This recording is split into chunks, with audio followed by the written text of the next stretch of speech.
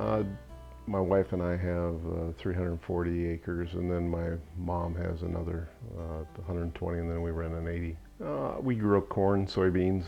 I have some oats, and then a lot of hay and pasture.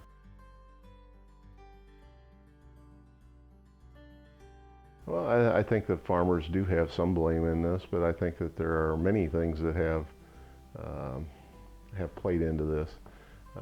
We have a lot of point source problems with our septic systems, our sewage plants. We have a lot of people now in town where they did not used to put all these all the nitrogen down on the yards and so forth. So you have a lot of over applying with that. It all plays into the problem in which we have here in Iowa. My name is David Osterberg. I'm a researcher at the Iowa Policy Project working on water quality and energy.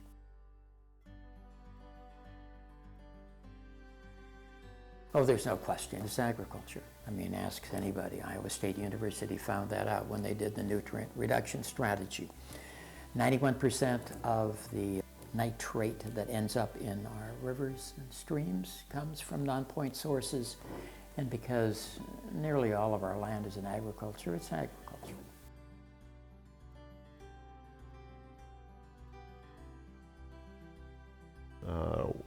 We don't want our nitrates and so forth to be leaving, and the nutrients to be leaving our fields. It's costing us money, so we want to hold those nitrates there. One of the things that I've started doing is by using cover crops, I'm then grazing that for my cattle and trying to offset the cost of putting the cover crops out there. I'm trying to get some return. We have some of the best farmers any place in the world, especially those in soil and water conservation districts. Those are great farmers. Not everybody's great.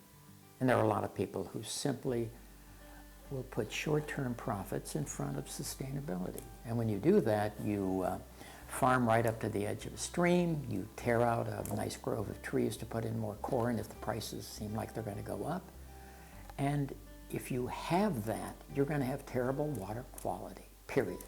So at the Iowa Policy Project, we've tried to look at this a couple of ways. One way is to say, look, we understand that every farm's not the same, that we don't want to regulate farmers very well, but it would be hard to regulate them. But also we have to have something that says, I'm trying. And so that's why one of the things we put out was pick two. We're not going to mandate any policy, but you have to be doing at least two of the things that Iowa State University or the Iowa Soybean Association, some organization that you respect, says this will help water quality in Iowa, and do it. Because so much of our area in Iowa is in agriculture, you have to direct it at agriculture. You have to say, we want better behavior. We can't pit the urban and the rural against each other. We're going to have to work in the solution together. We both have to come to realize that we both have to live in this world, and that we need to work together instead of blaming each other.